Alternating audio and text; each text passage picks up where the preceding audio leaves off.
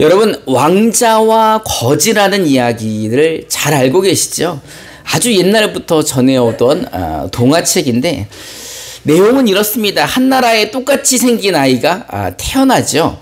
근데 한 아이는 왕실에서 왕자로 태어나고 한 아이는 길거리에서 거지로 태어납니다. 그리고 그들은 한 명은 왕자로 한 명은 거지로 살아가죠. 그러다가 어느 날 둘이 만나게 됩니다. 근데 둘이 너무 똑같이 생겨가지고 깜짝 놀라는데 그때 왕자가 생각하죠. 옷을 바꿔 입어서 살면 너무 재밌겠다. 내가 바깥의 세상을 좀 구경할 수 있겠다. 이런 마음에 옷을 바꿔 입자는 이야기를 하죠. 거지는 싫을 이유가 하나도 없죠. 그래서 서로 옷을 바꿔 입고 왕자는 거지처럼 살고 거지는 왕자처럼 사는 그런 이야기입니다. 그런데 만약 왕자가 제자리로 돌아와서 왕궁으로 돌아왔는데도 그 거지의 옷과 그 생활을 버리지 못한다면 조금 문제가 되지 않을까라는 생각을 해봅니다. 오늘 본문은요, 사도 바울이 에베소 교회 성도들에게 보낸 편지입니다. 왜 편지를 보냈을까?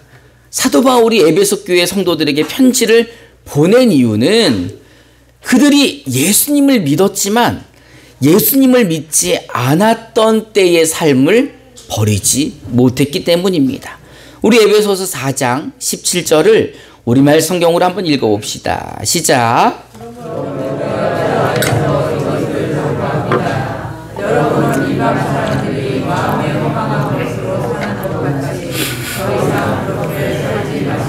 아멘.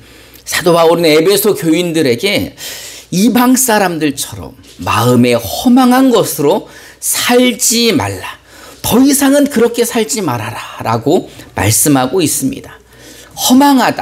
허망하다는 말을 한번 사전에서 찾아봤더니 거짓되고 망령되다, 어이없고 허무하다라는 뜻입니다. 사도 바울은요, 예수님을 믿는 사람들이 예수님을 믿지 않는 사람들처럼 그 예수님 믿지 않는 이방 사람들처럼 마음에 허망한 것으로 사는 삶을 지적하고 있는 것입니다. 사실 에베소 교회는 사도 바울이 3차 전도 여행 때 세운 교회입니다. AD 37년부터 42년경에 예루살렘에서 기독교에 대한 박해가 심해져서 사도 바울이 추방을 당합니다. 그리고서는 이제 3차에 걸쳐서 소아시아 지역으로 전도 여행을 떠나게 됩니다. 지도를 한번 보시면 이 소아시아 지역에 사도 바울이 세운 7개의 교회가 나옵니다. 여러분 주보에도 있으니까 참조해 보시면 좋을 것 같습니다. 오늘 우리가 본문으로 보는 교회는 그 중에 한 교회인 에베소 교회입니다. 이 에베소 교회는 소아시아 서부 해안에 있는 항구 도시입니다. 2000년 전에도 굉장히 이 해양의 중심지였고 교통의 중심지였기 때문에 굉장히 상업과 무역이 발달한 도시입니다. 그러니 여러분 교통이 발달하고 해양 무역이 발달한 이 상업지대가 돈이 많겠죠. 돈이 많은 곳에 또 누가 많습니까? 사람들이 많이 모이겠죠. 근데 사실 이 에베소 지역에서 가장 유명한 것은 아데미 신전입니다. 지금 이 아데미 신전을 보면은 다 폐허가 돼가지고 그 터만 남아 있습니다. 인터넷에 보면은 굉장히 많이 있으니까 한번 찾아보세요. 근데 이제 이 신전이 예전에 어떻게 생겼을까라고 보고 난 사진을 한번 보니까는 이렇게 생겼다고 합니다. 터키 지역의 7대 불가사의 중에 하나. 그 오래전에 사람들이 이런 신전을 어떻게 지었을까? 또 그 신전의 위험을 알만하죠. 그럼 아데미라는 뜻은 이 사냥 그리고 달의 여신이라는 뜻입니다. 아데미 여신의 이 동상을 보게 되면 조금 특이하게 생겼죠. 여러분 이렇게 보시면은 굉장히 풍만하시죠. 풍만하신 것뿐만이 아니라 그 딱 봐도 애를 한 몇은 낳을 것 같습니까? 한 번에 10명 정도는 낳을 것 같은 풍요와 다산의 신입니다. 이 아데미 여신은요, 얼마나 그 영향력이 오래 가는지 이 로마 시대에까지 영향을 주게 됩니다. 그래서 로마의 올림포스 12신 중에 하나가 되죠. 제우스와 여신 네토 사이에서 태어난 딸이 하나 있습니다. 그 여신이 아르테미스라는 여신인데 바로 그 여신이 아데미입니다. 로마 사람들은 이 여신을 디아나 또는 다이애나라고 불렀다고 합니다. 이 여신은 요즘에 게임 속에서도 굉장히 많이 나오는, 지금까지도 영향을 많이 주는 그런 여신입니다. 여러분들도 이름 한 번씩 다 들어봤을 거예요. 다이애나 들어보셨죠? 디아나 또는 아르테미스, 아데미 다 들어보셨을 겁니다. 근데 이 여신의 본 거지가 바로 에베소라는 겁니다. 에베소가 바로 그 우상 숭배의 본거지인 거죠. 그러니 사람들이 그 성지를 가기 위해서는 에베소 지역에 들리기도 하고, 그곳에서 이제 기념품을 사기도 하고 또는 신상들을 사기도 합니다. 당시 사도 바울이 전도했을 때 이 에베소 지역에서 큰 소동이 일어났습니다. 이야기는 이렇습니다. 아데미 여신의 은 모형을 만드는 사람들이 있었습니다. 은으로 이 여신상을 만드는 세공업자들인데, 이 사람들이 모여서 얘기를 하는 거예요. 사도 바울 때문에 우리가 파는 이 은신상이 안 팔릴 수도 있다 라는 이야기를 하는 거죠. 우리 사도행전 19장 24절부터 28절을 우리말 성경으로 저와 여러분들이 한 절씩 한번 교독해 봅시다. 제가 먼저 24절을 한번 봉독하겠습니다. 데메드리오라는 은 세공업자는 아데미 여신의 은 모형을 만드는 사람이었는데 직공들에게 적지 않은 돈벌이를 제공해 주고 있었습니다.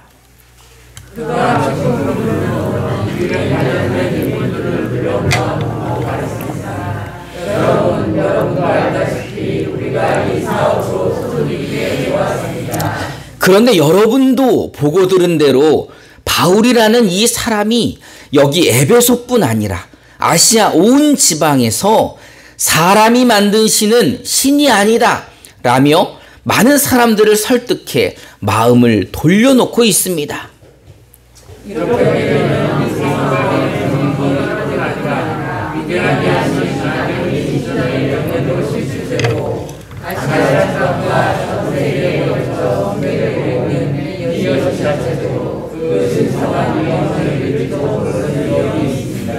우리 함께 읽어봅시다. 그들이 이 말을 듣자 화가 치밀어 올라 에베소 사람들의 아데미 여신은 위대하다고 소리 높였습니다. 바울의 전도가 왜 문제가 되는가? 그들의 돈벌이가 줄어들까봐, 그들의 사업이 줄어들어서 소득이 줄까봐입니다. 사람의 손으로 만든 신은 신이 아니다. 이거를 소아시아 지역에 돌아다니면서 이야기하고 전도를 하니까 사람들이 사람의 손으로 만든 건 가짜구나 라는 생각을 하게 되고, 그 일들이 점점 많아지면서 소아시아의 교회들이 생기고 예수 믿는 사람들이 많아지자 자기네 장사들이 안 될 것 같은 마음에 이런 소동을 벌이게 되는 겁니다. 사실 에베소 지역은 돈벌이가 아주 좋은 곳이죠. 처음에도 얘기했듯이 교통의 유충지죠. 항구 도시니까는 해양 무역이 발달되어 있죠. 사람들도 많죠. 그리고 또 이곳을 지배하는 그 여신이 또 풍요와 다산의 여신이기 때문에 굉장히 많은 사람들이 이곳에 모여 살고 있습니다. 그래서 그들은요, 이 먹고 사는 문제를 이곳에서 해결을 하고 있는 거죠. 근데 사실 에베소 교인들은요, 예수를 믿기 이전에 똑같은 삶을 살았던 사람들입니다. 그들도 사실 에베소에 살고 있던 이방인들이지만 그들은 예수 믿고 변화되어서 그리스도인이라 불리웠는데, 사도 바울에게 이야기가 들리기를 그들 중에는 아직도 예수 믿기 전처럼 그 삶을 버리지 못하는 사람들이 있다라는 소문이 난 것입니다. 그래서 바울은 에베소 성도들에게 허망한 것에 마음을 둔 이방인들처럼 더 이상 그렇게 살지 말라고 경고하고 있는 겁니다. 우리 에베소서 4장 17절부터 19절을 우리 한번 같이 읽어봅시다. 시작.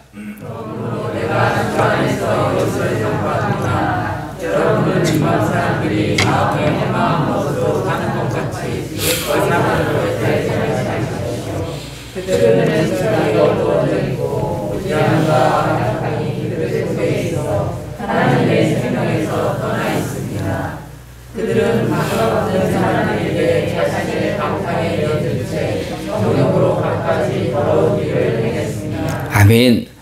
이방인들이 마음에 허망한 것으로 사는 이유는요, 그들의 지각이 어두워져 있고 무지하기 때문입니다. 그들의 지각이 어두워져 있다는 것은요, 하나님을 알 수 없다. 하나님을 알지 못한다는 겁니다. 그러니 하나님을 알지 못하기에 그들의 손으로 만든 것을 신으로 삼아 그들이 믿고 있었던 겁니다. 여러분, 사람이 만든 신이 사람을 구원할 수가 있겠습니까? 아니, 자기 손으로 만들어 놓고 그거를 신이라고 믿으니 그게 얼마나 허망한 일입니까? 뿐만 아니라 그들은 완악하였습니다. 그들은요, 자신이 먹고 사는 것에 마음이 있기 때문에 육신의 정욕대로, 내 뜻대로, 내 마음대로 살았다는 것입니다. 사도 바울은요, 그들을 감각 없는 사람들이라고 말하고 있습니다. 근데 우리말 성경에서는 감각 없는 사람들이라 말하지만 또 표준 세번역을 보니까 수치감을 잃었다라고 표현하기도 합니다. 그들은 수치감을 잃은 그런 도덕적인 감각이 전혀 없이 자신의 정욕을 위하여 더러운 일을 하며 방탕하게 살았다는 겁니다. 이 아데미 여신은 다산의 상징입니다. 이 다산의 신입니다. 자식을 많이 낳게 해주는 신이기에 그 여신의 모습이 혐오스럽기까지 하죠. 여러분, 그 여신의 동상을 보면 얼마나 이가 다산의 상징이고 또 얼마나 문란한지를 우리가 볼 수 있습니다.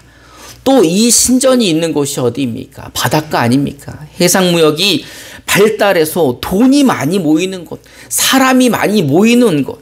그러니 얼마나 이 도시가 방탕했고 예수를 믿는다던 사람들도 그 전에 다 그런 생활을 했던 사람들이라는 겁니다.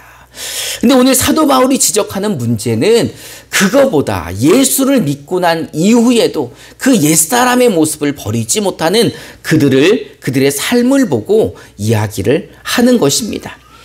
바울은 그들에게 우리는 그렇게 배우지 않았다. 나는 그렇게 가르치지 않았다. 라고 강하게 질책하고 있습니다. 에베소서 4장 20절부터 24절을 개역 개정으로 저와 여러분들이 한 절씩 한번 교독해 봅시다. 제가 먼저 20절을 읽겠습니다. 오직 너희는 그리스도를 그같이 배우지 아니하였느니라.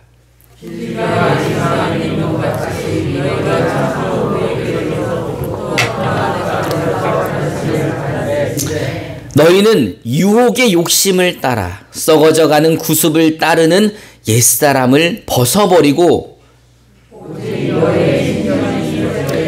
함께 읽읍시다. 하나님을 따라 의와 진리의 거룩함으로 지으심을 받은 새 사람을 입으라. 아멘.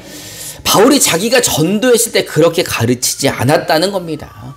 그리스도인은 유혹의 욕심을 따라 옛 습성을 쫓아 썩어져가는 옛사람을 버려야 한다라고 말씀하고 있는 것입니다. 거지였던 왕자가 돌아와서도 더러운 옷을 입겠다고 하고 그 더러운 옷을 입고 옛사람과 같은 생활을 하겠다고 하면 안 되는 거죠. 하나님께로 돌아왔던 우리가 옛사람을 버려야 하는데 옛사람을 버리지 못하고 새사람을 입지 못한다면 같은 상황 아니겠습니까? 예수님을 믿기 전 옛사람은 유혹의 욕심을 따라 살았습니다. 예수님을 믿기 전에 옛사람은요, 방탕하며 그 욕심으로 더러운 것을 행하며 살았다고 합니다. 그러나 이제 예수님을 믿어 그 말씀을 따라 사는 그리스도인들은 더 이상 그렇게 살면 안 된다라는 것입니다. 바울은 에베소 교회 성도들에게 마음과 생각을 새롭게 하여 하나님의 형상대로 창조된 새 사람을 입으라 라고 말씀하고 계십니다. 여러분 마음과 생각에는 무엇이 있으십니까? 지금 예배를 드리는 이 순간에도 여러분들의 마음에는, 여러분들의 생각에는 무엇이 들어 있습니까? 여러분, 우리는 예수님과 한 몸입니다. 우리는 예수님의 지체들입니다. 그러면 우리의 머리가 누구이십니까? 예수님이시잖아요. 그러면 온 몸이 다 머리에, 이 뇌의 지시를 받아야 되는데, 아니 머리가 걸어가라고 이야기하는데 다리가 걷지 않고 주저앉는다면, 걸어가라고 이야기하는데 손발이 말을 듣지 않는다면 세상에서는 그런 사람을 뭐라고 합니까? 장애가 있다고 이야기를 하잖아요. 머리가 이야기를 하는데 걸어가지 못하는 사람은 장애가 있는 것이고, 팔을 움직이고 싶은데 팔이 움직이지 않는 사람은 장애가 있는 거죠. 혹시 여러분에게는 이런 영적 장애가 있지는 않으십니까? 여러분에게 영적 장애를 가지고 온 문제는 무엇입니까? 혹시 자기 욕심대로 따라 사는 것, 그게 문제가 아니겠습니까? 또는 그러다가 문제가 생겼을 때 근심하고 걱정하고 그런 것들이 문제가 아니겠습니까? 그러나 예수 믿는 사람은요, 그렇게 사는 것이 아니라고 말씀하고 계십니다. 빌립보서 4장 6절부터 7절을 개역 개정으로 한번 읽어봅시다. 시작.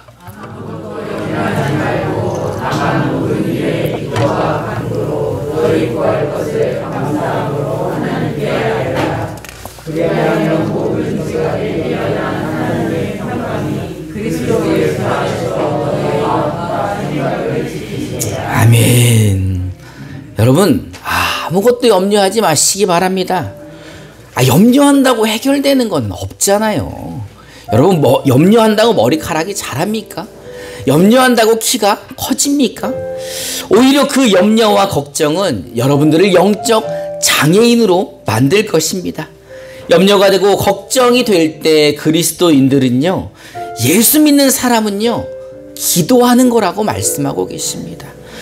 여러분, 기도할 때 주께서 여러분들의 마음과 생각을 지켜주십니다. 사도 바울은요, 하나님의 자녀들은 하나님의 자녀다운 새 사람을 입어야 한다라고 말씀하고 계십니다. 우리는요, 그리스도의 의를 덧입은 사람들입니다. 그 의로 우리는 하나님의 자녀가 된 사람들입니다. 멸망당할 허망한 인생을 사는 우리들이었지만 예수 그리스도의 그 십자가로 우리는 구원받고 영생을 얻어 축복받은 인생을 살고 있는 사람들입니다. 그런 사람은요, 이제 옛사람을 벗어버려야 된다는 겁니다. 이제 하나님의 그 새로운 형상을 우리는 입고 살아야 된다는 겁니다. 여러분, 하나님 아버지께 기도하시기 바랍니다. 우리가 기도할 때 우리의 마음과 생각을 주께서 지켜주십니다. 여러분, 이제 우리 더 이상 세상 사람들처럼 그렇게 살지 맙시다. 새 사람을 입은 하나님의 자녀들은요, 아무것도 걱정하지 않습니다. 그리고 기도합니다. 기도할 때 마음과 생각을 지켜주시는 주님으로 인해 우리는 세상을 넉넉히 이길 수가 있는 것입니다. 할렐루야. 이제 세상 사람들처럼 더 이상 그렇게 살지 마시고 마음과 생각을 지키시는 주님께 기도함으로 세상을 넉넉히 이기는 저와 여러분들이 되시기를 주님의 이름으로 축원합니다. 이 시간 우리 함께 찬송하고 결단하는 시간을 갖도록 하겠습니다.